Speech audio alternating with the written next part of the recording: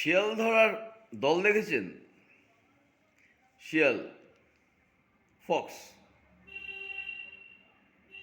দেখেছেন কিভাবে শিয়াল ধরা হতো বলাই ভালো, এখন তো আর হয় বলে মনে হয়। শিয়াল কিভাবে ধরে, আমাদের এখানে তো বাবা দক্ষিণ রায়ের পুজো হয়, মানে সুন্দরবনটা এত অবধি ছিল শুনে যা, আমি যাই না। তো খুব জঙ্গল ফঙ্গল এসব এখানে ছিল, তো দক্ষিণ রায়ের পুজো দিয়ে সবাই জঙ্গলে ঢুকতো। দক্ষিণে হচ্ছে বাঘের দেবতা, মধু ভাঙতে, চাক ভাঙতে, পেছন দিকে একটা মুখোশ, সামনে মুখ, এইসব দিয়ে কোনো প্রাণের ভয় মধু তুলতে যেত। তারপরে সমাজ গাছ কেটে ফেলেছে, সুন্দরবন ছোটো ছোটো ছোটো ছোটো সেই দক্ষিণ 24 পরগনা, উত্তর 24 পরগনায় গিয়ে দাঁড়িয়ে পড়েছে। আমার যখন বয়স 8, 9, 10 তখনও পর্যন্ত এই বস্তি তৈরি হয়নি। মানে বস্তি শুধু রেল লাইনের ধারে পাওয়া যায় তা নয়, ভদ্রসভ্য জায়গাতেও বস্তি তৈরি হয়। ফ্ল্যাট কালচার, নিচের ঘরে আপনি, ওপরের ঘরে গাড় গাড় গাড় গাড় গাড় গাড় করে গড়িয়ে গড়িয়ে গ্যাসের সিলিন্ডার নিয়ে যাওয়া, তার ওপরের ঘরে চুলোচুলি হচ্ছে, এলাকা মাতিয়ে দিচ্ছে, তার ওপরে ঘরে বাচ্চা এক ঘরে কেঁদেই যাচ্ছে, মা বকছে, পাশের ঘরে ঝিয়ের সঙ্গে ক্যাচাল, মানে একটা নাটকীয় পরিস্থিতি বস্তি তৈরি হয়েছে। এই বস্তি তো আমাদের এখনো সেই দুর্ভাগ্য হয়নি। আমাদের বাড়িটা অনেক বড়সড় হলেও বস্তিতে রূপান্তরিত করতে দেওয়া হয়নি। তো যাই হোক, ওই সময় আমি দেখতাম যেরকম গোলপোস্টের পেছন দিকে নেট থাকে, সেটাকে ধরুন কি করে টাঙাতো, দুটো ছোট ছোট বাঁশ, মানে টোটাল 4টে লাগবে, একটাকে ডান দিকে, একটাকে দুটোকে ডান দিকে, দুটোকে বাঁ দিকে ক্রস ওয়াইজ করে দিত। তাহলে বাঁশগুলো মানে এমনভাবে রাখতো, একটা দিক দিয়ে একটা ওদিক দিয়ে, ওই ওপরটা বেঁধে দিত, তাহলে বাঁশটা পড়বে না। একই রকমভাবে ডান দিকে একটা, বাঁ দিকে ওই রকম একটা করে দুটো করে বাঁশ, তার মধ্যে জাল লাগিয়ে দিত। জালটা অনেক বড়, দেখতে ছোট লাগবে। এইবার শুরু হবে 25-30 জন লোকের টিন ফিন নিয়ে জঙ্গলে ঢুকে। আমাদের বাড়ির পেছন দিকটা জঙ্গল ছিল,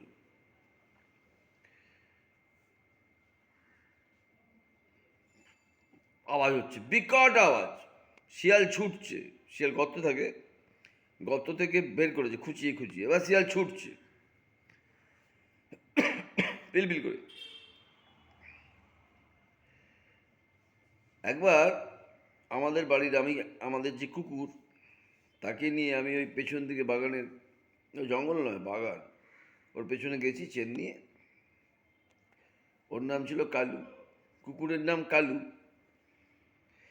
সে কিছুটা দূর যাওয়ার পরে আবার চেন টেনে পেছন দিকে ব্যাক করছে। কী রে, কী হয়েছে? চ, ও যাবে না, একবারে আবার টেনে নিয়ে আমায় নিয়ে চলে যাচ্ছে। আমি তো দাঁড়া, আমি দেখে আছি, ওমা, দেখি যে নর্দমাটা, ওই যে সেপটিক ট্যাঙ্ক, তারপরে বাড়ি, এ অতীত দিনের বাড়ি, মানে এখনকার মতন নয়। তো ওই ড্রেন একটা আছে আমাদের বাড়িতে, ওটা বেশ গভীর ড্রেন, মানে ওপর থেকে আস্তে আস্তে আস্তে আস্তে আস্তে আস্তে 78-এর বন্যাতে আমাদের বাড়িতে লোকজন আশ্রয় নিয়েছে, মানে এরকম উঁচু। এখন রাস্তা উঁচু উঁচু হতে হতে আমাদের বাড়ি নিচু হয়েছে, সে আলাদা কথা। ওর ভেতরে একটা বিকট বড় শিয়াল, অনেক বড়, আর গায়ের রংটা খয়রি খয়রি, ওই নর্দমার মধ্যে ঢুকে বসে থাতা থাতা করে কাঁপছে। কাঁপলে কি হবে, শিয়াল মারা দল তোমার ছাড়বে? আমার ওসব কীর্তি করার দেখে দূর থেকে একটা শিয়াল মারার লোক দেখতে পেয়েছে আমাকে, একটা লাঠি নিয়ে এসেছে। আমি কী করছো? ও কিছু না। ও উঠে লাঠিটা দিয়ে শিয়ালটার পিঠে কাঁত করে মারলো, মানে লাঠি মানে কি, ওটা বাঁশ টাইপেরই হবে। শিয়ালটা প্রাণের ভয় এমন জোর দৌড়লো, মুহূর্তের মধ্যে, নিমেষের মধ্যে ভ্যানিশ, কোথায় চলে গেছে। তো ওই শিয়াল ছুটতে ছুটতে জালে পড়তো, সঙ্গে সঙ্গে ওরা জালের তো ঢুকে পড়েছে। জাল তো অনেক বড়, দেখা যাচ্ছে কম, ভেতরে অনেক জায়গা যায়। ও জাল ভেদ করে যাচ্ছে, যত যাচ্ছে তত আটকে যাচ্ছে। ওরা জাপটে চুপটে দিয়ে শিয়াল মেরে, শিয়ালটাকে ধরে মেরেও বোধহয় ফেলতো। তারপরে এই বাঁশগুলো, ওইগুলো দিয়ে ওইগুলো ওই জালটার ওপরে দিয়ে কাঁধে, দুজন এদিকে দুজন নিচে পেছন দিকে, যেমন মৃতদেহ নিয়ে যাও, কাঁধে করে বাঁশ নিয়ে যাচ্ছে, বাঁশের ভেতরে জালের মধ্যিখানে শিয়ালটা, বিকট বড় শিয়াল রয়েছে, ওরা যাচ্ছে। শিয়াল মারার দল। এতখানি কেন বললাম? মোল্লা মুনির শালা শিয়াল এবার মরবে। ওকে আমেরিকা বলেছে, তুমি গাজায় সৈন্য পাঠাও, শান্তি প্রতিষ্ঠা করো, আর এই প্যালেস্তিনিয়ান যে সমস্ত আছে হামাস মামাস, ওদের নিরস্ত্রীকরণ করো, পারলে গুলি করো, মরলে মরো, বাঁচলে বাঁচো, আমার জানার দরকার নেই। 20,000 সৈন্য পাঠিয়ে দাও। 20,000 না, কথা এক্সাক্ট ফিগারটা দেওয়ার বেশি। ওদের ওদের 5 লক্ষের বেশি সৈন্য আছে, সবই তো ইন্ডিয়ান বর্ডার আর আফগানিস্তান বর্ডার রেখে দিয়েছে। ওখান থেকে বলে যায় সৈন্য পাঠাও গাজায়, ইসরায়েলকে সাপোর্ট করো, আর তোমাদের মুসলমান প্যালেস্তাইনকে কেলিয়ে কাঁঠাল পাকিয়ে দাও। মনিরের অবস্থা কি? মনির যদি এখন সেনা শুনে, মনিরকে তো পাঠাতে হবে, খেয়েছে, লাঞ্চ খেয়েছে। মনির অবস্থা কি? সাপে শামুক গেলা, না পারছে গিলতে, না পারছে ফেলতে। যদিও সেনা পাঠায়, পাকিস্তানের মধ্যে ইমরান খানের একেবারে স্পুটনিক স্পিডে ইমরান খানের বড় হওয়া দেখব, জেলের ভেতর থেকেই, জেলের ছাদ ফুটো করে উঠে পড়বে। সমস্ত পাকিস্তানি যাদের মাথার মধ্যে দর্শন করে করে ঢুকিয়েছে যে ইসরায়েল মানেই খতরনাক, জিউস মানেই খতরনাক, তারা একদম মনিরের পেছনে গুঁজে দেবে। কী গুঁজবে আই ডোন্ট নো। আর যদি না বাড়াও, হ্যাঁ, বুড়ো ভাম আমেরিকায় বসে আছে, দেবে কাঁদন। মুনির হচ্ছে শিয়াল, আমেরিকা শিয়ালকে ধরছে।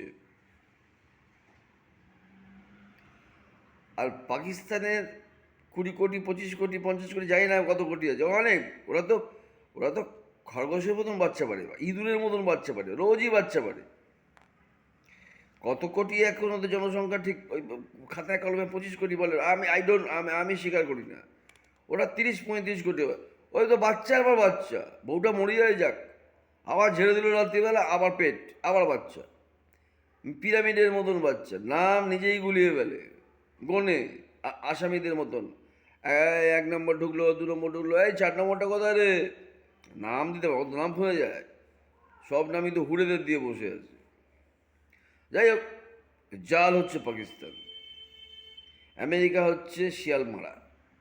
শিয়ালটাকে মোল্লা মনির, মজহবি, ওদের কি একটা আছে, সব যেখানে মারো, হিন্দুদের মারো, জিউসদের মারো, আমেরিকায় 5খানা অ্যাটাক করো, 9/11-এর ধাঁচে 25,000 লোক মেরে ফেলো।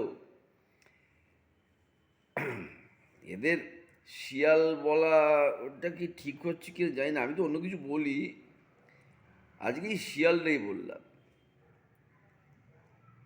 এবার শিয়াল ধরা পড়বে। ভালো থাকবেন। আমার ভিডিওটা ভালো লাগলে একটা লাইক দেবেন, একটা মন্তব্য করবেন। নেগেটিভ কমেন্ট হলেও আমার কোনো নেই, মানে প্রবলেম নেই, আমি খুশি হব। কেন আমি সারাক্ষণ তো শিয়াল কুকুর ছাগল শুয়ার এদের বিরুদ্ধে বলে যাচ্ছি, তো কিছু মাল তো আছে ওদের হয়ে কথা বলবে ইন্ডিয়াতে, কিছু না অনেক আছে। আর তোরা বল না, আমি শুনবো। আর যাদের ভালো লাগবে, যারা ভালোবাসবেন, এরা আমার মতন আমার কন্টেন্ট শোনার জন্য রেগুলার বেসিসে please subscribe my channel. Thank you. Vande Mataram. Thank you.